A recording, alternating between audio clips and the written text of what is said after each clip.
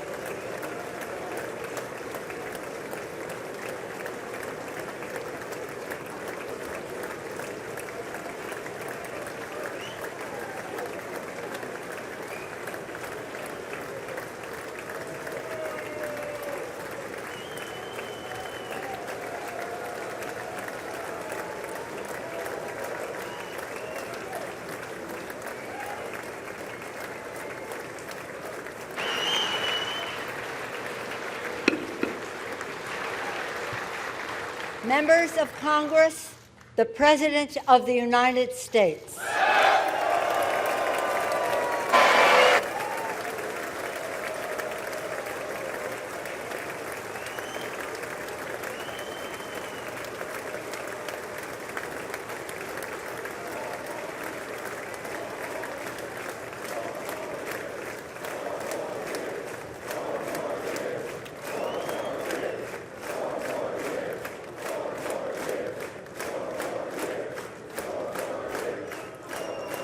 Thank you very much. Thank you. Thank you very much. Madam Speaker, Mr. Vice President, members of Congress, the First Lady of the United States,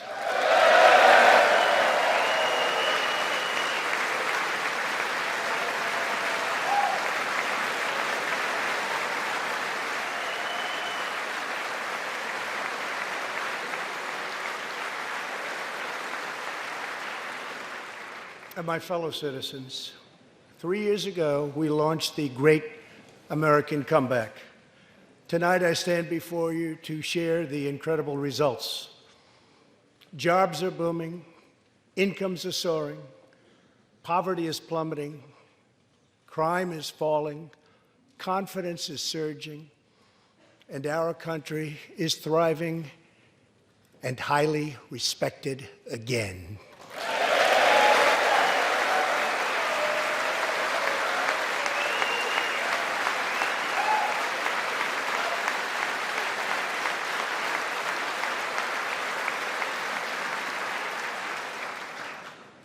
America's enemies are on the run. America's fortunes are on the rise, and America's future is blazing bright. The years of economic decay are over.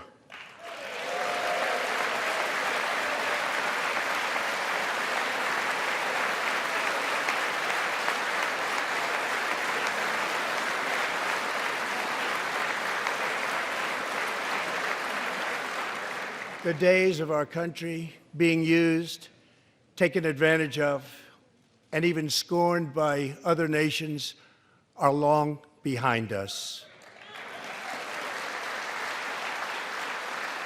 Gone too are the broken promises, jobless recoveries, tired platitudes, and constant excuses for the depletion of American wealth, power, and prestige.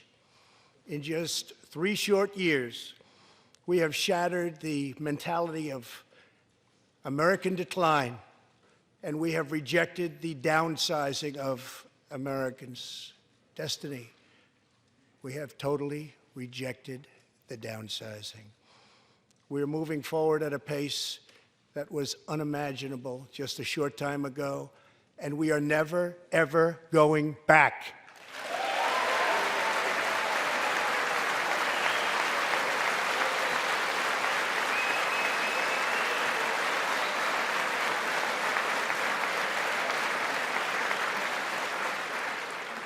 I am thrilled to report to you tonight that our economy is the best it has ever been.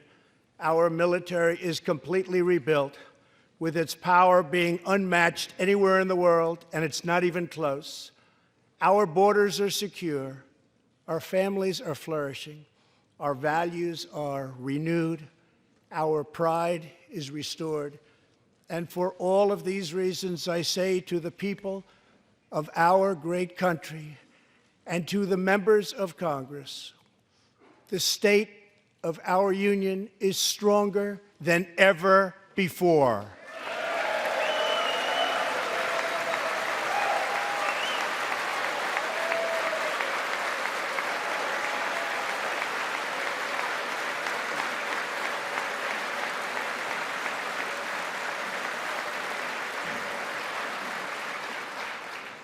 The vision I will lay out this evening demonstrates how we are building the world's most prosperous and inclusive society, one where every citizen can join in America's unparalleled success, and where every community can take part in America's extraordinary rise. From the instant I took office, I moved rapidly to revive the U.S. economy, slashing a record number of job-killing regulations, enacting historic and record-setting tax cuts, and fighting for fair and reciprocal trade agreements.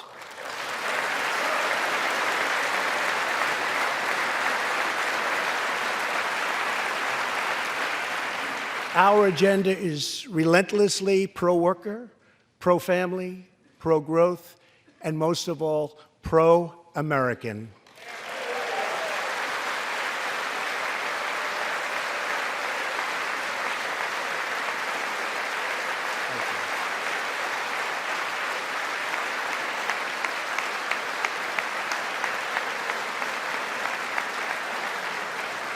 Thank you. We are advancing with unbridled optimism and lifting our citizens of every race, color, religion, and creed very, very high. Since my election, we have created 7 million new jobs, 5 million more than government experts projected during the previous administration.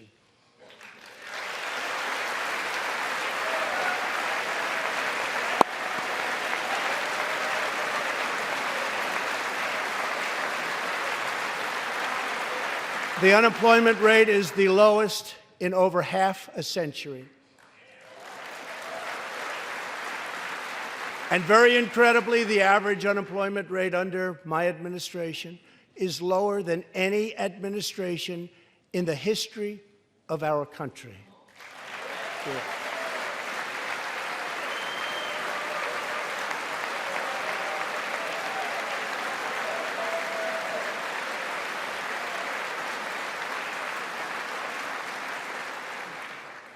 if we hadn't reversed the failed economic policies of the previous administration, the world would not now be witnessing this great economic success.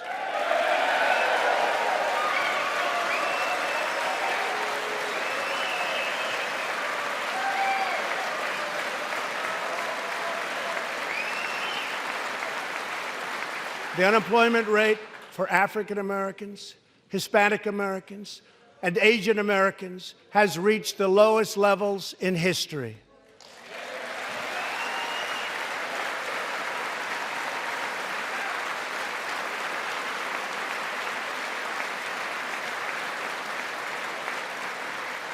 African American youth unemployment has reached an all-time low.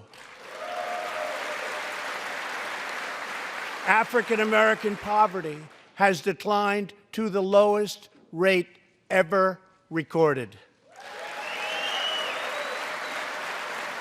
The unemployment rate for women reached the lowest level in almost 70 years, and last year women filled 72% of all new jobs added.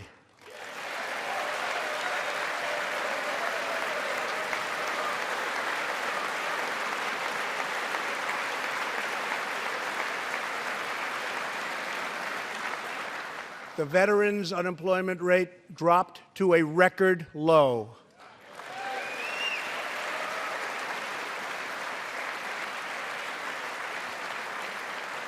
The unemployment rate for disabled Americans has reached an all-time low.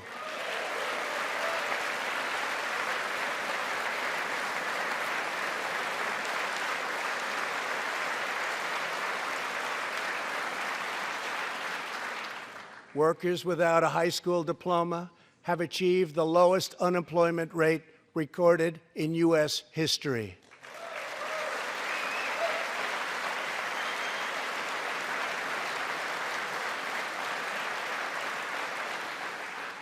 A record number of young Americans are now employed. Under the last administration, more than 10 million people were added to the food stamp rolls.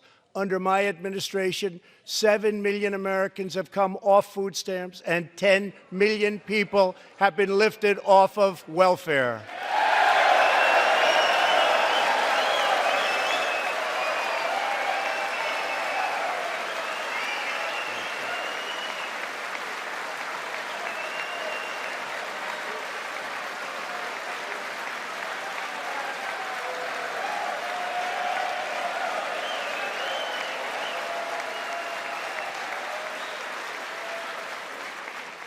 In 8 years under the last administration, over 300,000 working-age people dropped out of the workforce. In just 3 years of my administration, 3.5 million people, working-age people, have joined the workforce.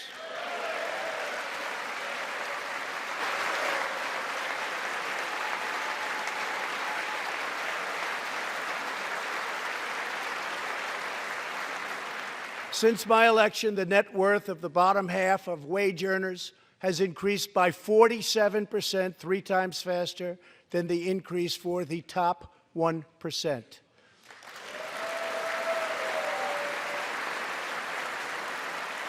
After decades of flat and falling incomes, wages are rising fast, and wonderfully, they are rising fastest for low-income workers who have seen a 16% pay increase since my election.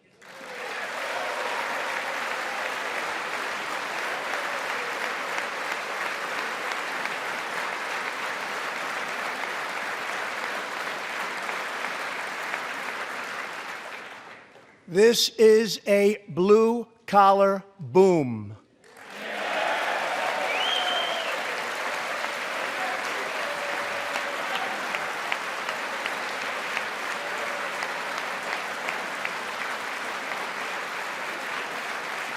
Real median household income is now at the highest level ever recorded.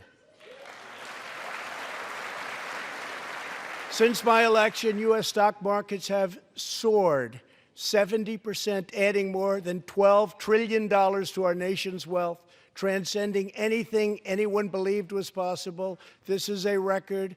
It is something that every country in the world is looking up to. They admire.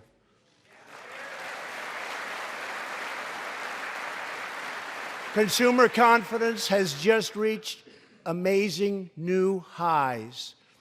All of those millions of people with 401ks and pensions are doing far better than they have ever done before, with increases of 60, 70, 80, 90, and 100% and even more.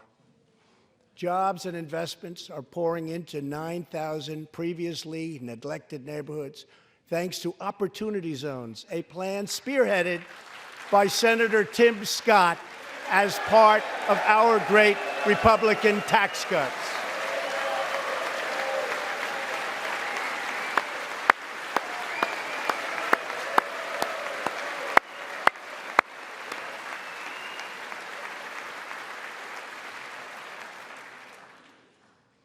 In other words, wealthy people and companies are pouring money into poor neighborhoods or areas that haven't seen investment in many decades, creating jobs, energy, and excitement.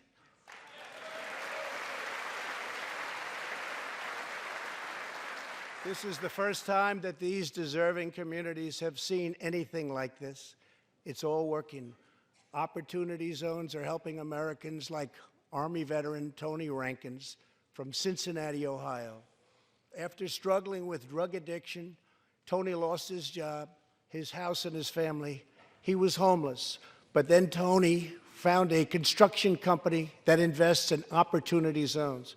He is now a top tradesman, drug-free, reunited with his family, and he is here tonight.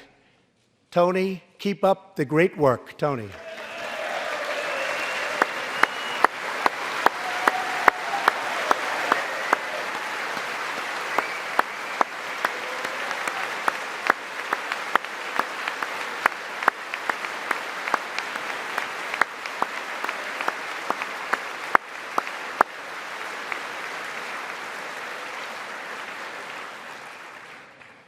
Thank you, Tony.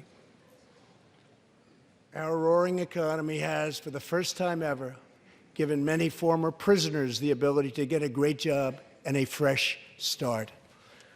This second chance at life is made possible because we passed landmark criminal justice reform into law. Everybody said that criminal justice reform couldn't be done, but I got it done, and the people in this room got it done.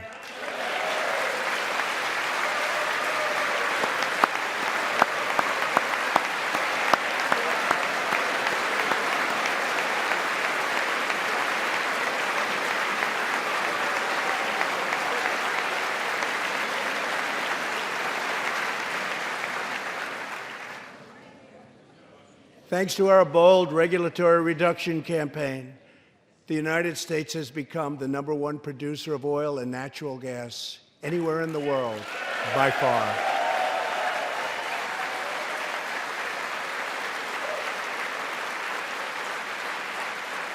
With the tremendous progress we have made over the past 3 years, America is now energy independent, and energy jobs, like so many other elements of our country, are at a record high.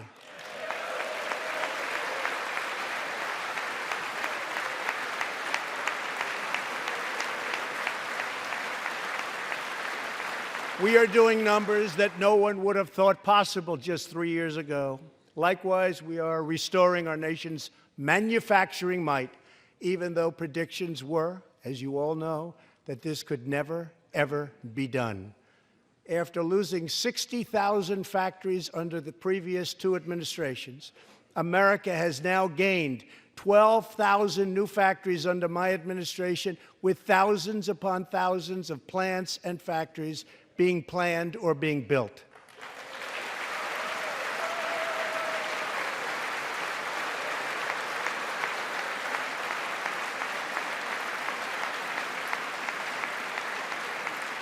Companies are not leaving.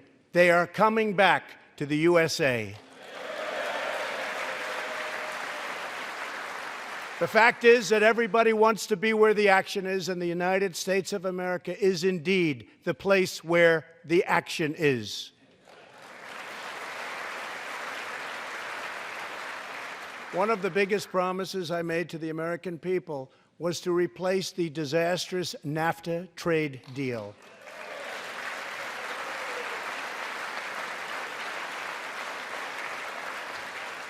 In fact, unfair trade is perhaps the single biggest reason that I decided to run for president. Following NAFTA's adoption, our nation lost 1 in 4 manufacturing jobs. Many politicians came and went, pledging to change or replace NAFTA, only to do so, and then absolutely nothing happened. But unlike so many who came before me, I keep my promises. We did our job.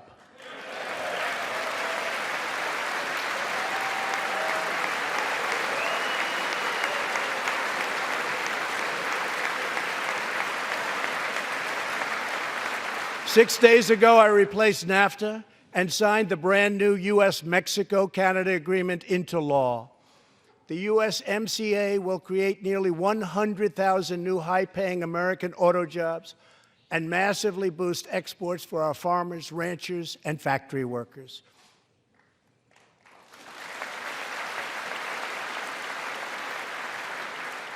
It will also bring trade with Mexico and Canada to a much higher level, but also to be a much greater degree of fairness and reciprocity. We will have that fairness and reciprocity, and I say that finally because it's been many, many years that we were treated fairly on trade. This is the first major trade deal in many years to earn the strong backing of America's labor unions. I also promised our citizens that I would impose tariffs to confront China's massive theft of America's jobs. Our strategy has worked. Days ago, we signed the groundbreaking new agreement with China that will defend our workers, protect our intellectual property, bring billions and billions of dollars into our treasury, and open vast new markets for products made and grown right here in the USA.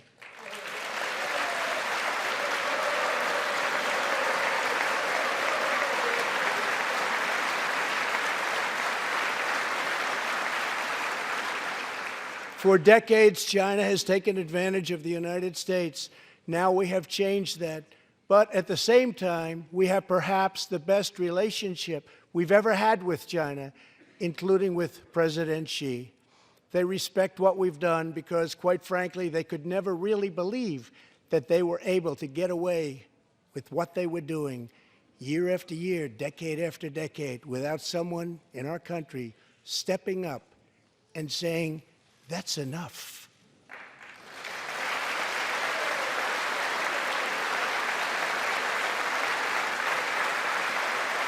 Now we want to rebuild our country, and that's exactly what we're doing. We are rebuilding our country.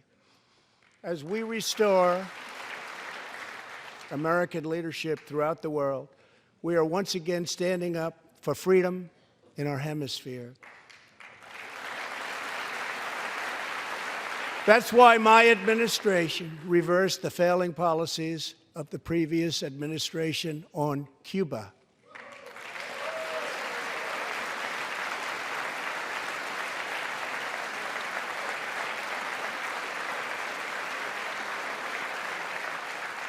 We are supporting the hopes of Cubans, Nicaraguans, and Venezuelans to restore democracy. The United States is leading a 59-nation diplomatic coalition against the socialist dictator of Venezuela, Nicolas Maduro.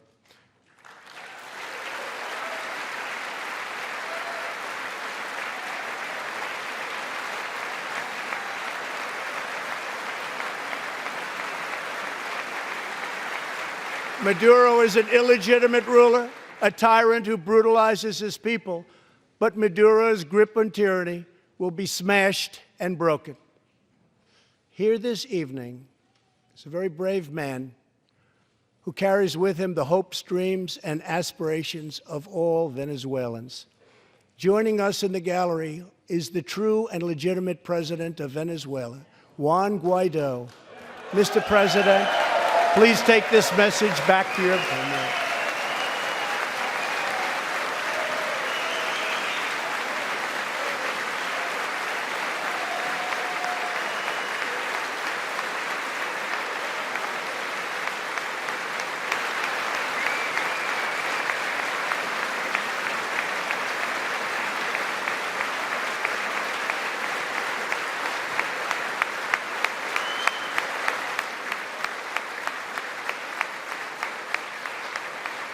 Thank you, Mr. President. Great honor. Thank you very much.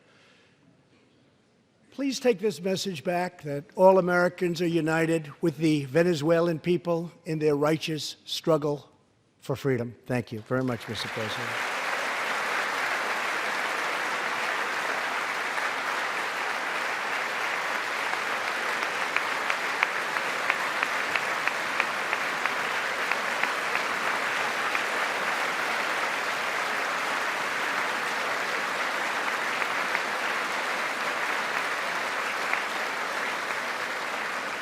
Thank you very much.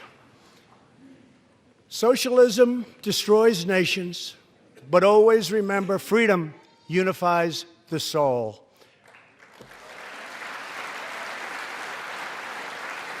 To safeguard American liberty, we have invested a record-breaking $2.2 trillion in the United States military.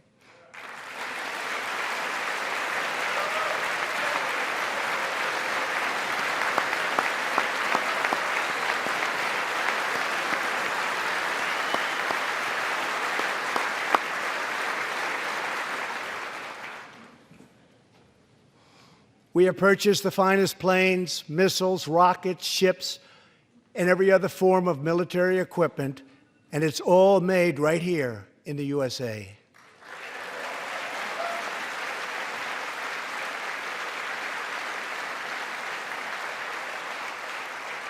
We are also getting our allies, finally, to help pay their fair share.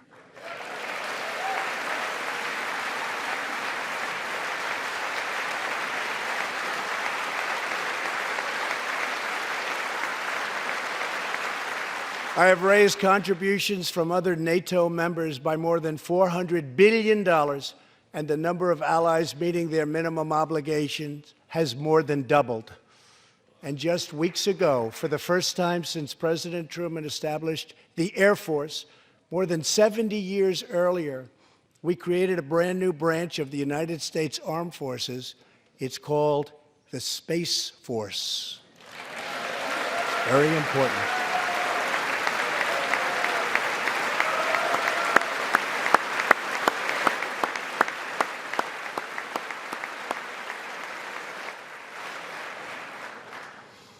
In the gallery tonight, we have a young gentleman, and what he wants so badly, 13 years old, Ian Lonfay. He's an 8th grader from Arizona. Ian, please stand up. Ian has always dreamed of going to space. He was the first in his class and among the youngest at an aviation academy. He aspires to go to the Air Force Academy, and then he has his eye on the Space Force. As Ian says, most people look up at space. I want to look down on the world.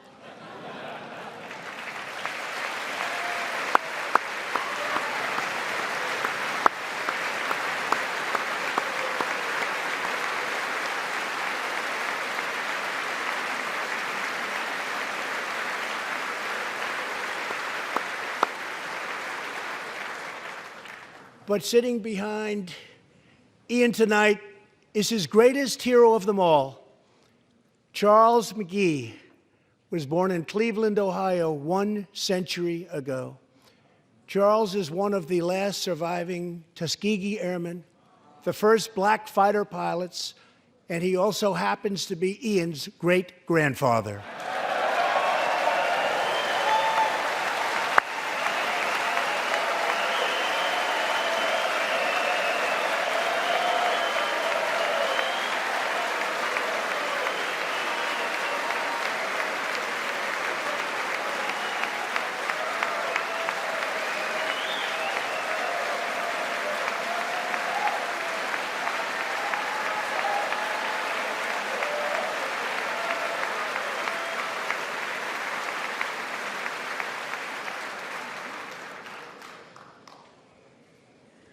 incredible story.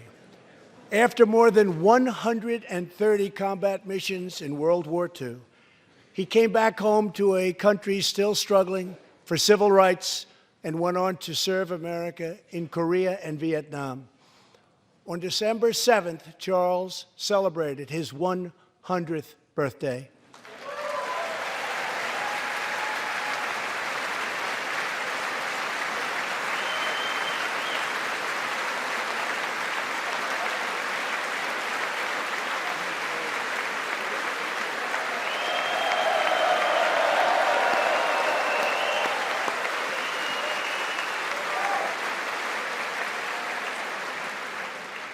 A few weeks ago, I signed a bill promoting Charles McGee to Brigadier General, and earlier today, I pinned the stars on his shoulders in the Oval Office.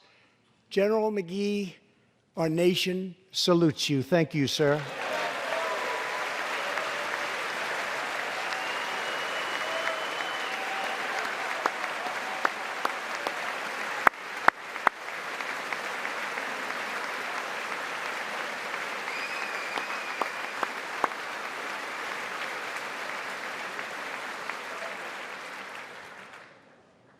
From the Pilgrims to the founders, from the soldiers at Valley Forge to the marchers at Selma, and from President Lincoln to the Reverend Martin Luther King, Americans have always rejected limits on our children's future. Members of Congress, we must never forget that the only victories that matter in Washington are victories that deliver for the American people.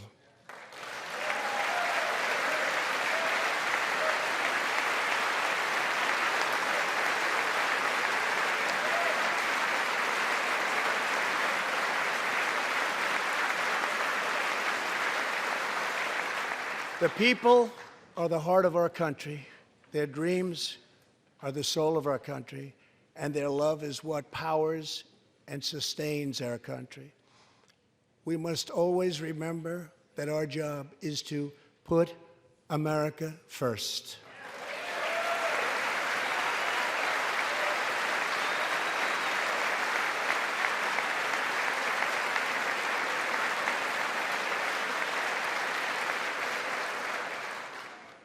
The next step forward in building an inclusive society is making sure that every young American gets a great education and the opportunity to achieve the American dream.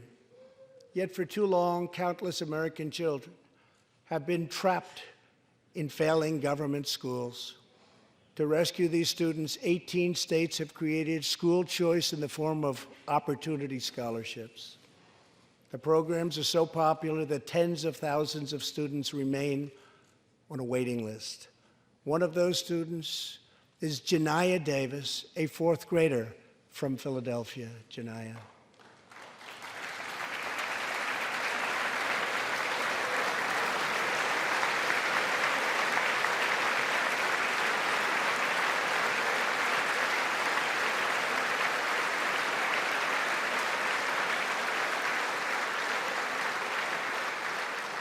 Janiyah's mom, Stephanie, is a single parent. She would do anything to give her daughter a better future. But last year, that future was put further out of reach when Pennsylvania's governor vetoed legislation to expand school choice to 50,000 children. Janiyah and Stephanie are in the gallery. Stephanie, thank you so much for being here with your beautiful daughter. Thank you very much.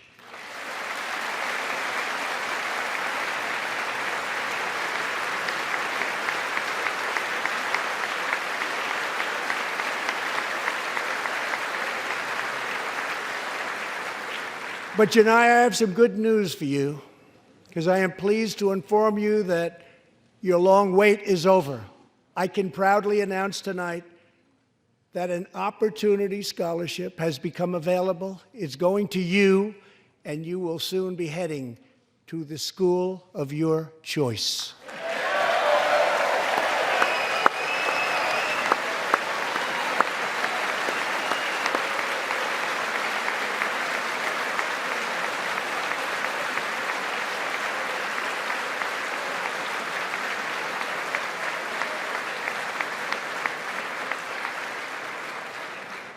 Now I call on Congress to give 1 million American children the same opportunity Janiyah has just received. Pass the Education Freedom Scholarships and Opportunities Act, because no parent should be forced to send their child to a failing government school.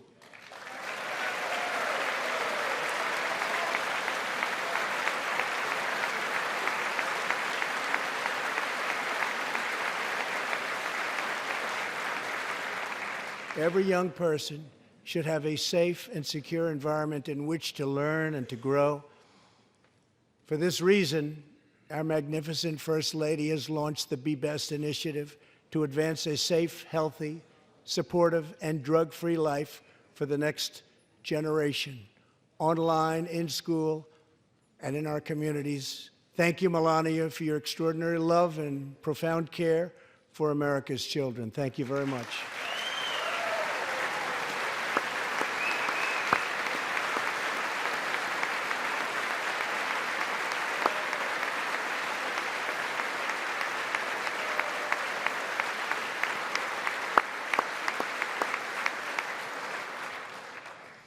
My administration is determined to give our citizens the opportunities they need, regardless of age or background. Through our pledge to American workers, over 400 companies will also provide new jobs and education opportunities to almost 15 million Americans. My budget also contains an exciting vision for our nation's high schools. Tonight, I ask Congress to support our students and back my plan to offer vocational and technical education in every single high school in America.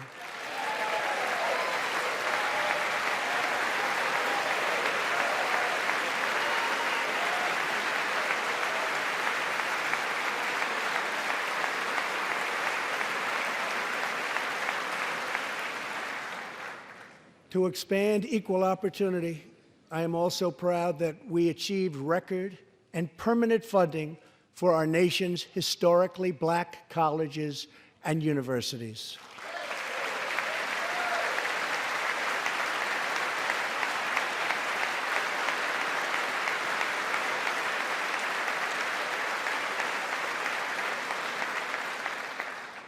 A good life for American families also requires the most affordable, innovative, and high-quality health care system on earth. Before I took office, health insurance premiums had more than doubled in just 5 years. I moved quickly to provide affordable alternatives.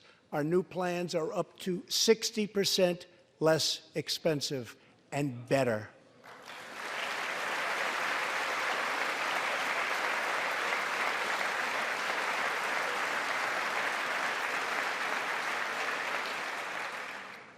I've also made an ironclad pledge to American families. We will always protect patients with pre-existing conditions.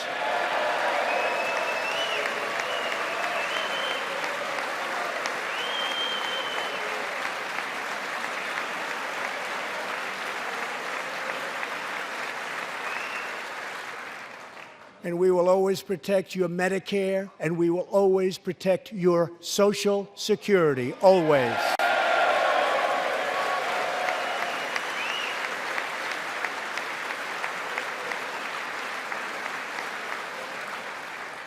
The American patient should never be blindsided by medical bills. That is why I signed an executive order requiring price transparency.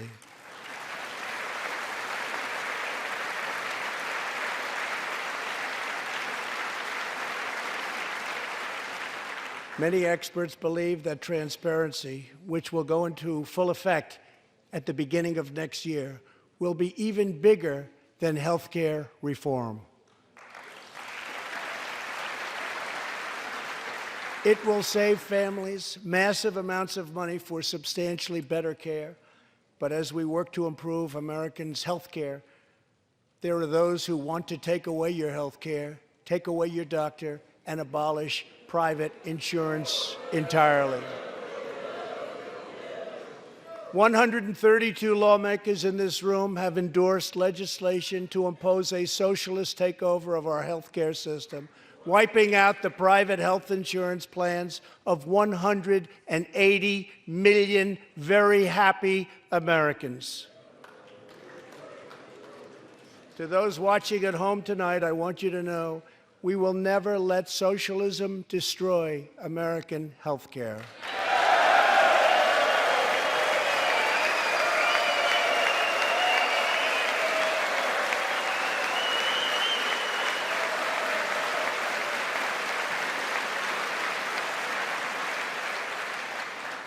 Over 130 legislators in this chamber have endorsed legislation that would bankrupt our nation by providing free taxpayer-funded health care to millions of illegal aliens, forcing taxpayers to subsidize free care for anyone in the world who unlawfully crosses our borders. These proposals would raid the Medicare benefits of our seniors and that our seniors depend on, while acting as a powerful lure for illegal immigration. That is what is happening in California and other states. Their systems are totally out of control, costing taxpayers vast and unaffordable amounts of money. If forcing American taxpayers to provide unlimited free health care to illegal aliens sounds fair to you, then stand with the radical left. But if you believe that we should defend American patients and American seniors, then stand with me and pass legislation to prohibit free government health care for illegal aliens.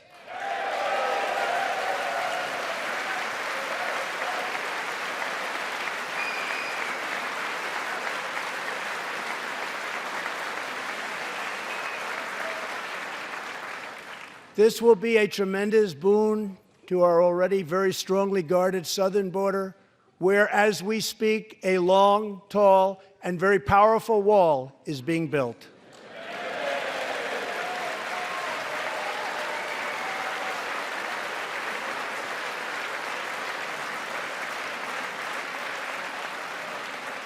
We have now completed over 100 miles and have over 500 miles fully completed in a very short period of time. Early next year, we will have substantially more than 500 miles completed. My administration is also taking on the big pharmaceutical companies.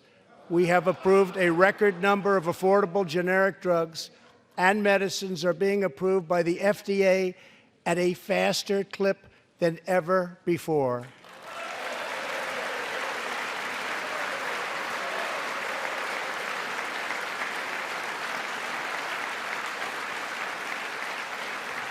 And I was pleased to announce last year that for the first time in 51 years, the cost of prescription drugs actually went down.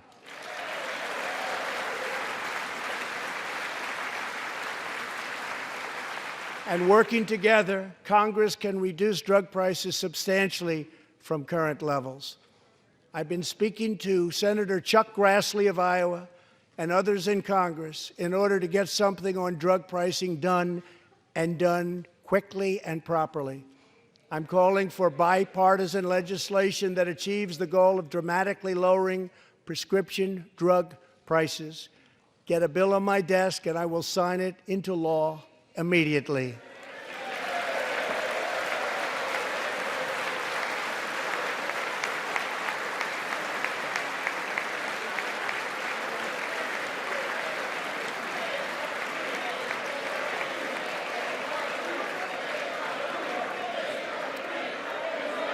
With unyielding commitment, we are curbing the opioid epidemic. Drug overdose deaths declined for the first time in nearly 30 years. Among the states hardest hit, Ohio is down 22%, Pennsylvania is down 18%, Wisconsin is down 10%, and we will not quit until we have beaten the opioid epidemic once and for all.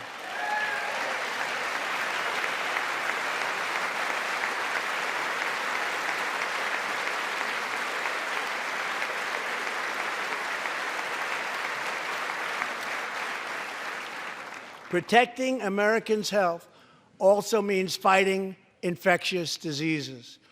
We are coordinating with the Chinese government and working closely together on the coronavirus outbreak in China. My administration will take all necessary steps to safeguard our citizens from this threat. We have launched ambitious new initiatives to substantially improve care for Americans with kidney disease, Alzheimer's, and those struggling with mental health. And because Congress was so good as to fund my request, new cures for childhood cancer, and we will eradicate the AIDS epidemic in America by the end of this decade.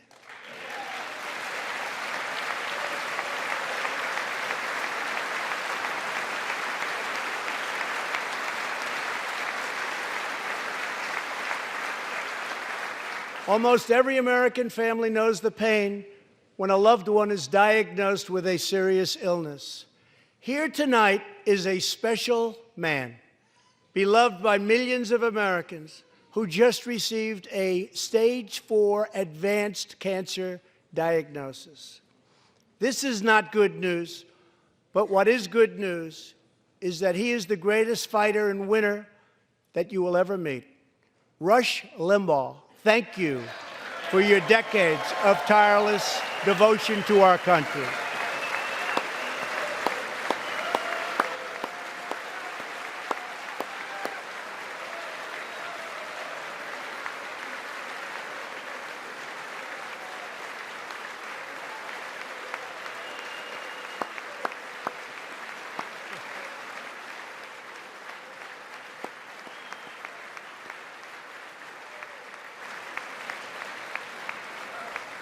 And Rush, in recognition of all that you have done for our nation, the millions of people a day that you speak to and that you inspire, and all of the incredible work that you have done for charity, I am proud to announce tonight that you will be receiving our country's highest civilian honor, the Presidential Medal of Freedom.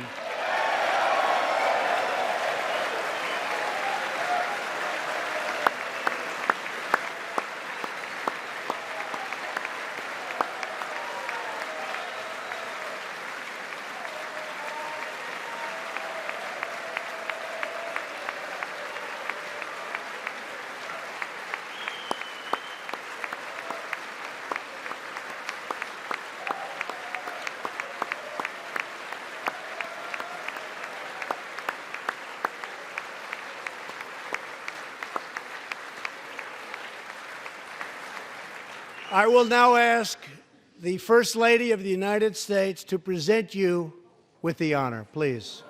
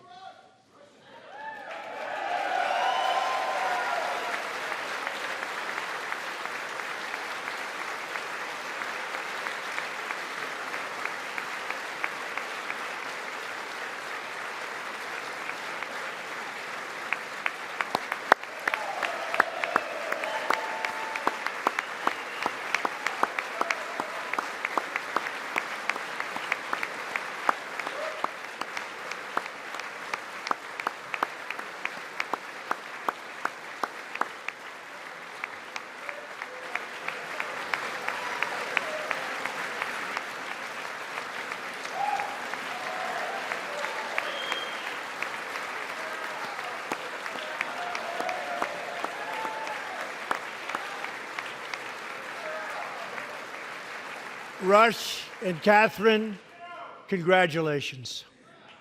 Thank you, Catherine. As we pray for all who are sick, we know that America is constantly achieving new medical breakthroughs. In 2017, doctors at St. Luke's Hospital in Kansas City delivered one of the earliest premature babies ever to survive. Born at just 21 weeks and 6 days and weighing less than a pound, Ellie Schneider was a born fighter. Through the skill of her doctors and the prayers of her parents, little Ellie kept on winning the battle of life. Today, Ellie is a strong, healthy 2-year-old girl sitting with her amazing mother, Robin, In the gallery, Ellie and Robin, we are glad to have you with us tonight.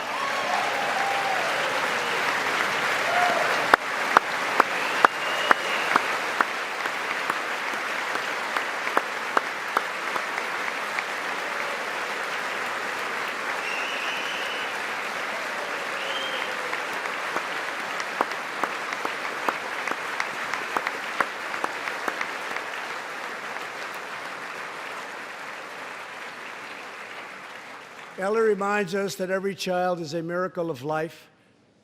And thanks to modern medical wonders, 50% of very premature babies delivered at the hospital where Ellie was born now survive.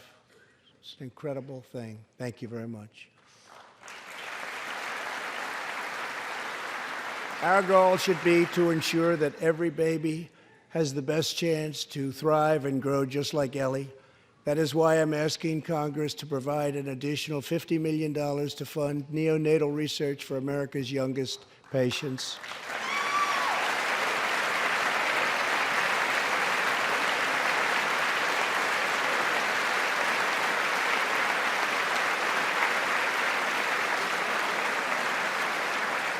That is why I'm also calling upon members of Congress here tonight to pass legislation finally banning the late-term abortion of babies.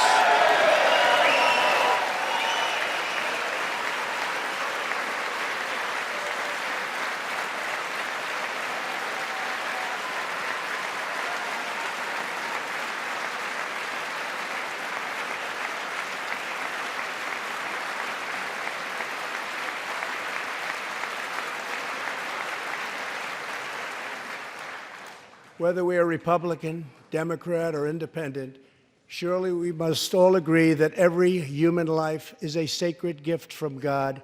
As we support America's moms and dads, I was recently proud to sign the law providing new parents in the federal workforce paid family leave, serving as a model for the rest of the country.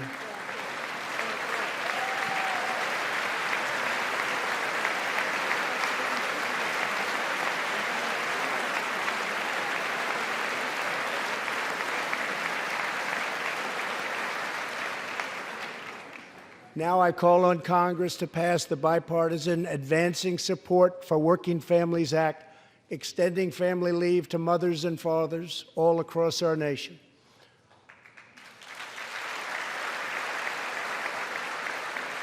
$40 million American families have an average $2,200 extra thanks to our child tax credit.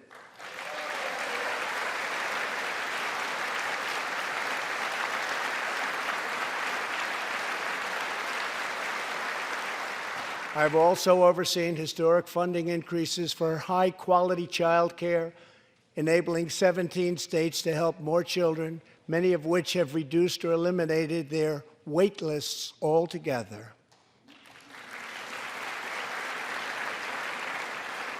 And I sent Congress a plan with a vision to further expand access to high-quality child care and urge you to act immediately. To protect the environment, days ago, I announced that the United States will join the 1 Trillion Trees Initiative, an ambitious effort to bring together government and private sector to plant new trees in America and all around the world.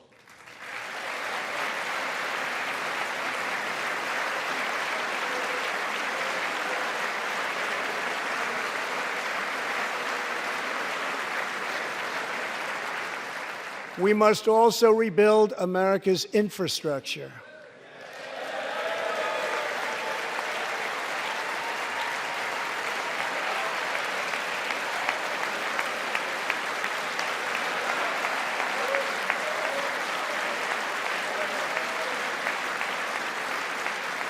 I ask you to pass Senator John Barrasso's highway bill to invest in new roads, bridges, and tunnels all across our land. I'm also committed to ensuring that every citizen can have access to high-speed internet, including and especially in rural America.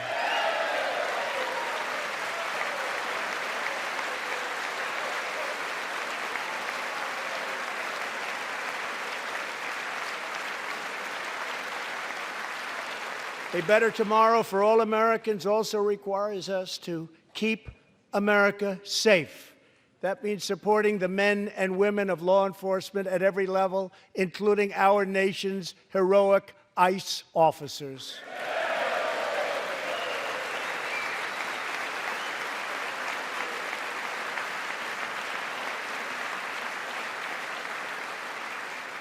Last year, our brave ICE officers arrested more than 120,000 criminal aliens charged with nearly 10,000 burglaries, 5,000 sexual assaults, 45,000 violent assaults, and 2,000 murders. Tragically, there are many cities in America where radical politicians have chosen to provide sanctuary for these criminal illegal aliens.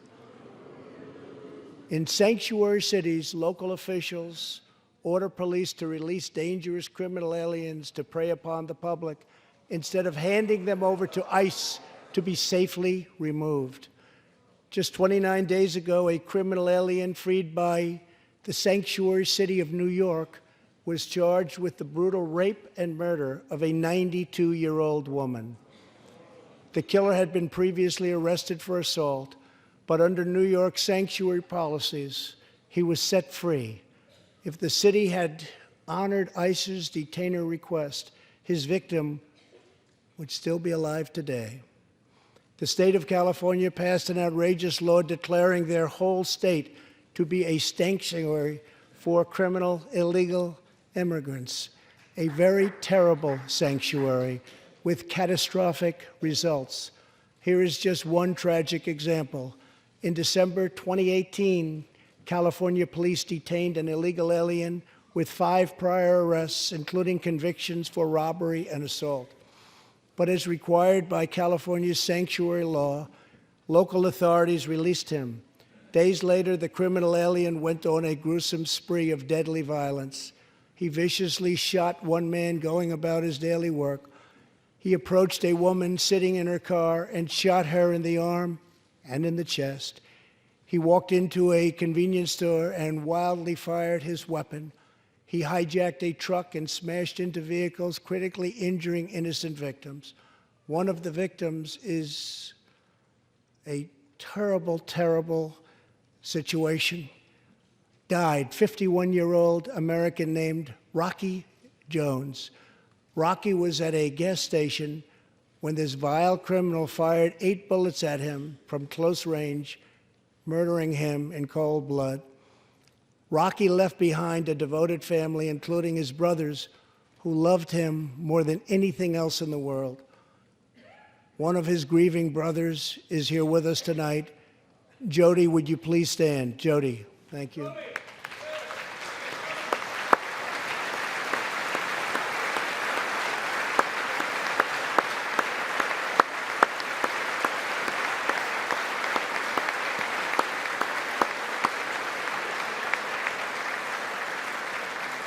Jody, our hearts weep for your loss, and we will not rest until you have justice. Senator Tom Tillis has introduced legislation to allow Americans like Jody to sue sanctuary cities and states when a loved one is hurt or killed as a result of these deadly practices.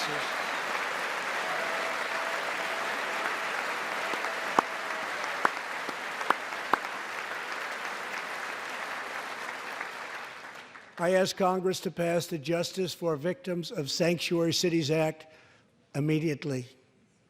The United States of America should be a sanctuary for law-abiding Americans, not criminal aliens.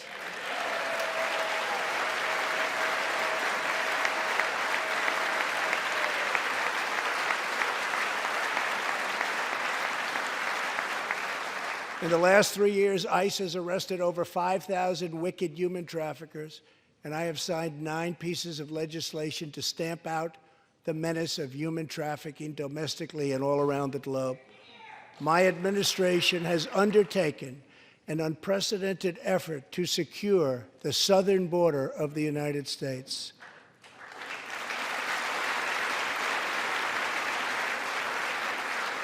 Before I came into office, if you showed up illegally on our southern border and were arrested, you were simply released and allowed into our country, never to be seen again. My administration has ended catch and release.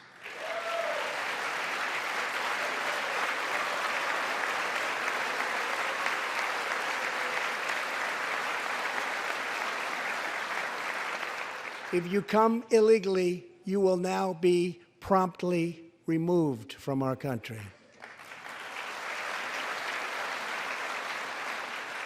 Very importantly, we entered into historic cooperation agreements with the governments of Mexico, Honduras, El Salvador, and Guatemala. As a result of our unprecedented efforts, illegal crossings are down 75% since May, dropping 8 straight months in a row.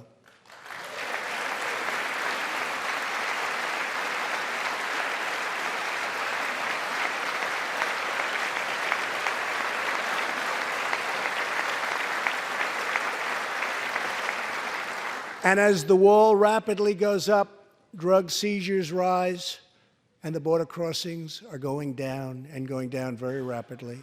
Last year, I traveled to the border in Texas and met Chief Patrol Agent Raul Ortiz. Over the last 24 months, Agent Ortiz and his team have seized more than 200,000 pounds of poisonous narcotics, arrested more than 3,000 human smugglers, and rescued more than 2,000 migrants. Days ago, Agent Ortiz was promoted to Deputy Chief of Border Patrol, and he joins us tonight. Chief Ortiz, please stand.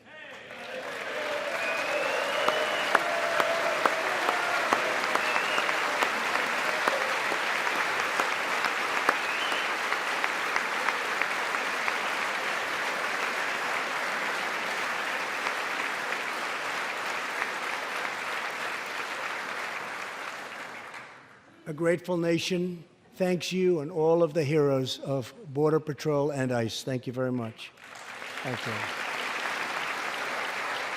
To build on these historic gains, we are working on legislation to replace our outdated and randomized immigration system with one based on merit, welcoming those who follow the rules, contribute to our economy, support themselves financially, and uphold our values.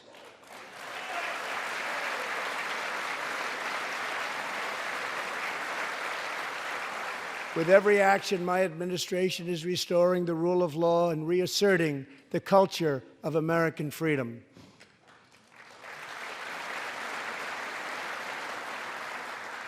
Working with Senate Majority Leader Mitch McConnell, thank you, Mitch,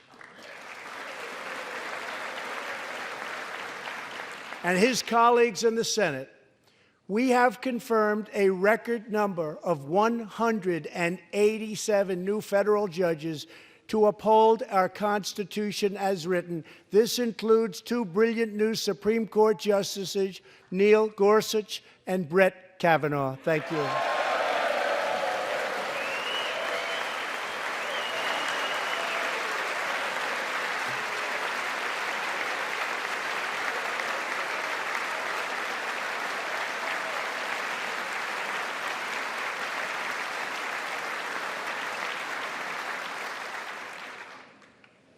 And we have many in the pipeline.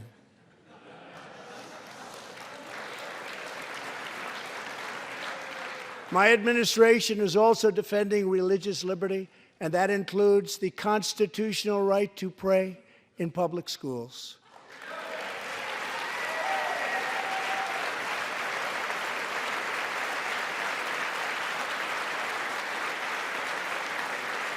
In America, we don't punish prayer. We don't tear down crosses. We don't ban symbols of faith. We don't muzzle preachers and pastors. In America, we celebrate faith. We cherish religion. We lift our voices in prayer, and we raise our sights to the glory of God. Just as we believe in the First Amendment, we also believe in another constitutional right that is under siege all across our country. So long as I am president, I will always protect your Second Amendment right to keep and bear arms.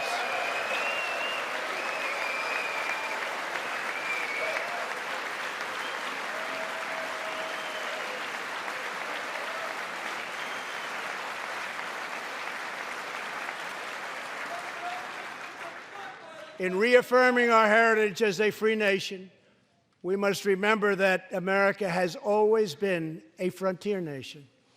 Now we must embrace the next frontier, America's manifest destiny in the stars. I am asking Congress to fully fund the Artemis program to ensure that the next man and the first woman on the moon will be American astronauts, using this as a launching pad to ensure that America is the first nation to plant its flag on Mars.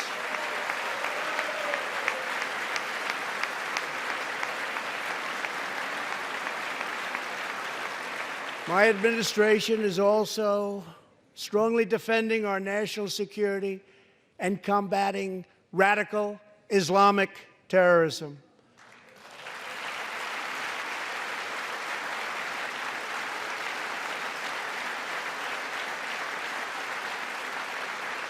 Last week, I announced a groundbreaking plan for peace between Israel and the Palestinians. Recognizing that all past attempts have failed, we must be determined and creative in order to stabilize the region and give millions of young people the chance to realize a better future. 3 years ago, the barbarians of ISIS held over 20,000 square miles of territory in Iraq and Syria. Today, the ISIS territorial caliphate has been 100% destroyed, and the founder and leader of ISIS, the bloodthirsty killer known as al-Baghdadi, is dead.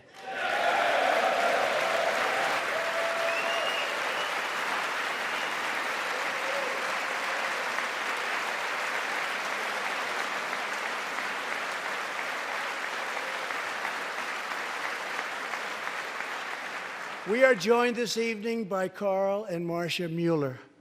After graduating from college, their beautiful daughter, Carla, became a humanitarian aid worker. She once wrote, "Some people find God in church, some people find God in nature, some people find God in love. I find God in suffering. I've known for some time what my life's work is, using my hands as tools to relieve suffering." In 2013, while caring for suffering civilians in Syria, Kayla was kidnapped, tortured, and enslaved by ISIS and kept as a prisoner of al-Baghdadi himself. After more than 500 horrifying days of captivity, al-Baghdadi murdered young, beautiful Kayla. She was just 26 years old. On the night that U.S. Special Forces operations ended al-Baghdadi's miserable life, the chairman of the Joint Chiefs of Staff, General Mark Milley, received a call in the Situation Room. He was told that the brave men of the elite Special Forces team that so perfectly carried out the operation had given their mission a name, Task Force 814. It was a reference to a special day, August 14th, Kayla's birthday. Carl and Marcia, America's warriors, never forgot Kayla, and neither will we. Thank you.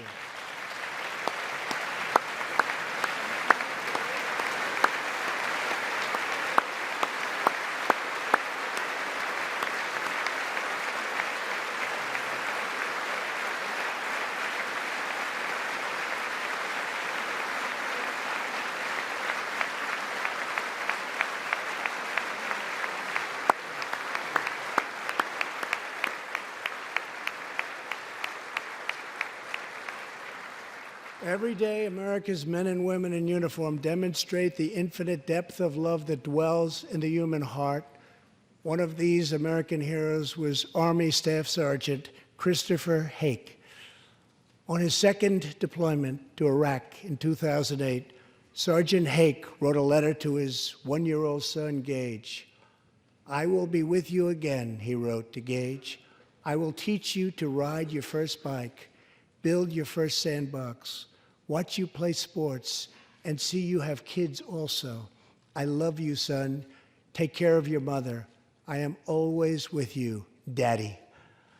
On Easter Sunday of 2008, Chris was out on patrol in Baghdad when his Bradley fighting vehicle was hit by a roadside bomb. That night, he made the ultimate sacrifice for our country. Sergeant Hake now rests in eternal glory in Arlington, and his wife, Kelly, is in the gallery tonight, joined by their son, who is now a 13-year-old and doing very, very well. To Kelly and Gage, Chris will live in our hearts forever. He is looking down on you now. Thank you.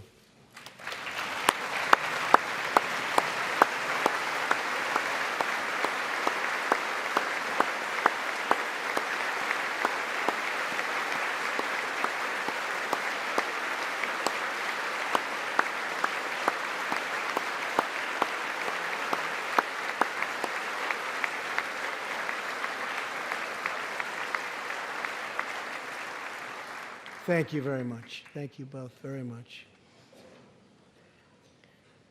The terrorist responsible for killing Sergeant Hake was Qasem Soleimani, who provided the deadly roadside bomb that took Chris's life. Soleimani was the Iranian regime's most ruthless butcher, a monster who murdered or wounded thousands of American service members in Iraq. As the world's top terrorist, Soleimani orchestrated the deaths of countless men, women, and children. He directed the December assault and went on to assault U.S. forces in Iraq, was actively planning new attacks when we hit him very hard. And that's why last month, at my direction, the U.S. military executed a flawless precision strike that killed Soleimani and terminated his evil reign of terror forever.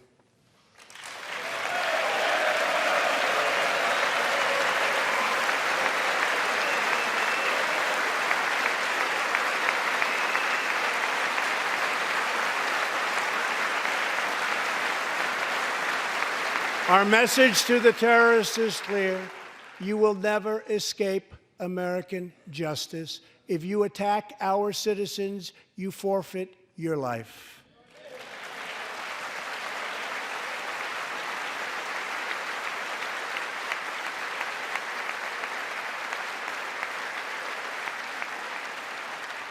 In recent months, we have seen proud Iranians raise their voices against their oppressive rulers. The Iranian regime must abandon its pursuit of nuclear weapons, stop spreading terror, death, and destruction, and start working for the good of its own people. Because of our powerful sanctions, the Iranian economy is doing very, very poorly. We can help them make a very good and short-time recovery. It can all go very quickly, but perhaps they are too proud or too foolish to ask for that help. We are here. Let's see which road they choose. It is totally up to them.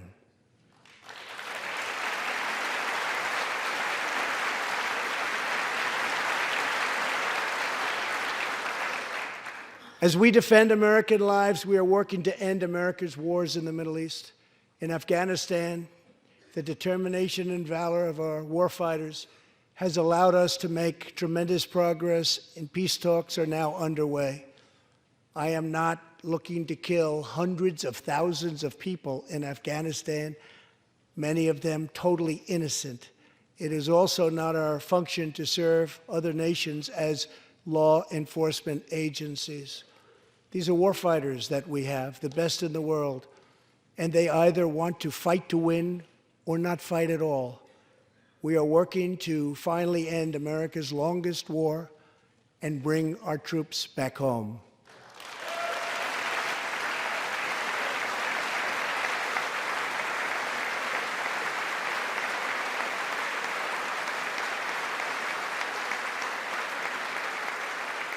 War places a heavy burden on our nation's extraordinary military families, especially spouses like Amy Williams from Fort Bragg, North Carolina, and her two children, 6-year-old Eliana and 3-year-old Rowan.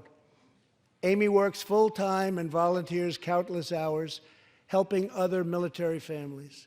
For the past 7 months, she has done it all while her husband, Sergeant First Class Townsend Williams, is in Afghanistan on his 4th deployment in the Middle East. Amy's kids haven't seen their father's face in many months.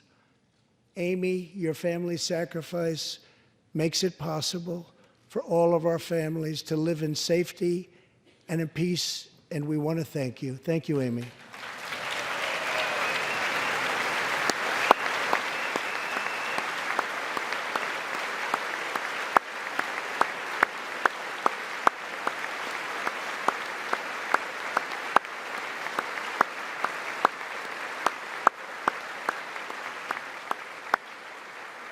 But Amy, there is one more thing. Tonight we have a very special surprise.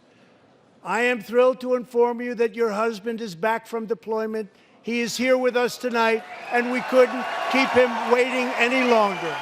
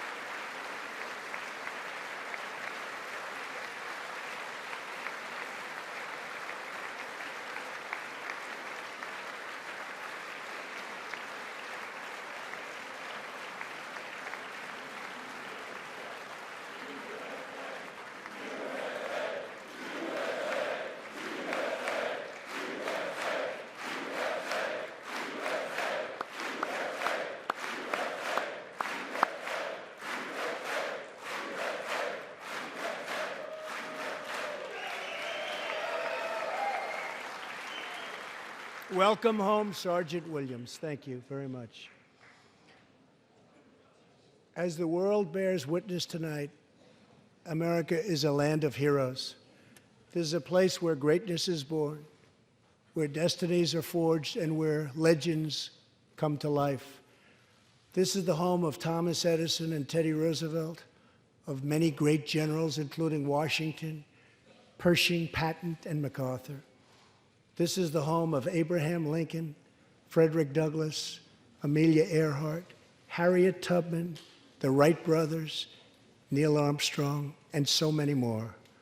This is the country where children learn names like Wyatt Earp, Davy Crockett, and Annie Oakley. This is the place where the Pilgrims landed at Plymouth and where Texas patriots made their last stand at the Alamo.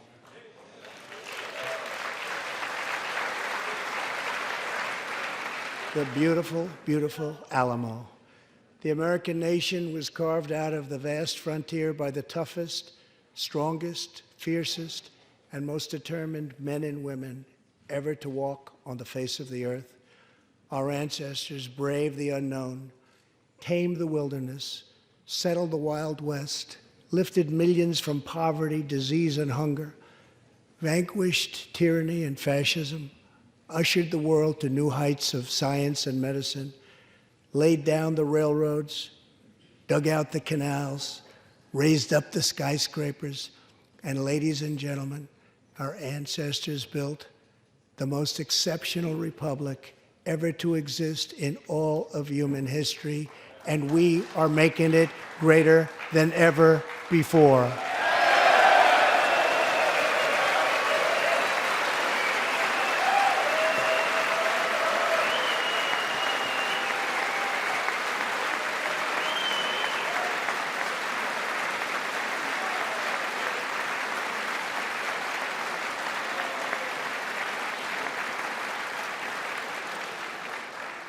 This is our glorious and magnificent inheritance. We are Americans. We are pioneers. We are the pathfinders. We settled the new world. We built the modern world. And we changed history forever by embracing the eternal truth that everyone is made equal by the hand of Almighty God.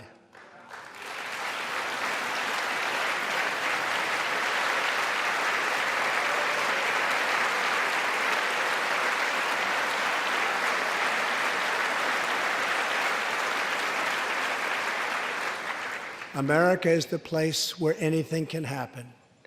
America is the place where anyone can rise. And here, on this land, on this soil, on this continent, the most incredible dreams come true.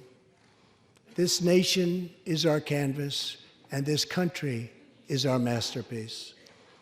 We look at tomorrow and see unlimited frontiers just waiting to be explored. Our brightest discoveries are not yet known. Our most thrilling stories are not yet told. Our grandest journeys are not yet made. The American age, the American epic, the American adventure has only just begun. Our spirit is still young. The sun is still rising. God's grace is still shining. And my fellow Americans, the best is yet to come. Thank you, God bless you, and God bless America. Thank you very much.